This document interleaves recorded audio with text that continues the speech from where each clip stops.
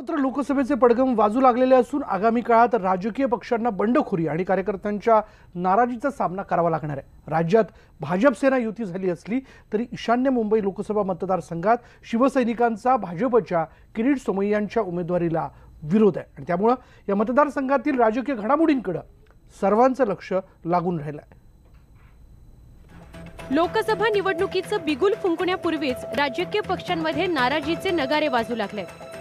ईशान्य मुंबई लोकसभा मतदारसंघात सध्या हेच चित्र पाहायला मिळत आहे। 2014च्या लोकसभा निवडणुकीत ईशान्य मुंबई लोकसभा मतदारसंघातून भाजपच्या किरीट सोमय्यांनी राष्ट्रवादी काँग्रेसच्या संजय दिना पाटलांवर 3 लाखांच्या मताधिक्याने विजय मिळवला होता।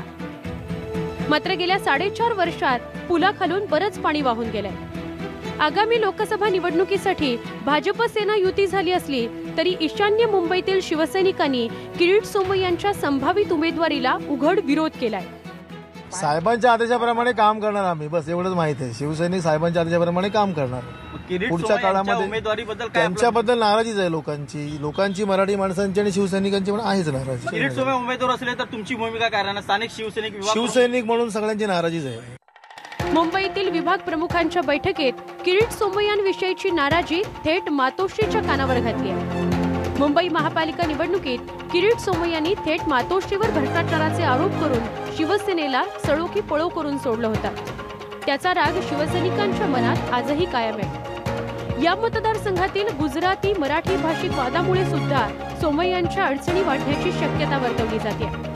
2014 पूर्वी सतत लोकल ट्रेन आणि प्लॅटफॉर्म मधील अंतर मोजणारी सोमय्या खासदार झाल्यानंतर गेल्या 4.5 वर्षात रेल्वे स्टेशनकडे फिरकलेच नाही।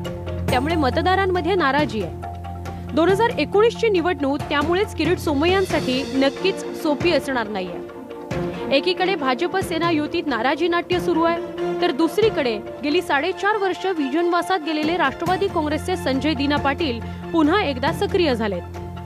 खुद्द शरद पवार उद्या ईशान्य मुंबईतील बूथ अध्यक्षांशी व्हिडिओ कॉन्फरन्सिंगच्या माध्यमातून संवाद साधणार आहेत। या लोकसभा मतदारसंघात राष्ट्रवादी काँग्रेसनं चांगलीच कंबर कसली असली तरी राष्ट्रवादीतही सगळं काही आलबेल नाही। संजय दिना पाटील यांचा प्रवक्ते नवाब मलिकांशी असलेला वाद जगजाहीर आहे। नवाब मलिक यांच्या एका कार्यक्रमात घुसून संजय दिना पाटलांनी गोंधळ घातला होता। कमकुवत पक्ष संघटना आणि अंतर्गत वादांमुळे आगामी लोकसभा निवडणूक संजय दिना पाटलांकरता आव्हानात्मकच ठरणार आहे। उदय जाधवसह bureau report news 18 Lokmat Mumbai. आता वेळ झाली का ब्रेकची? ब्रेक घेऊया।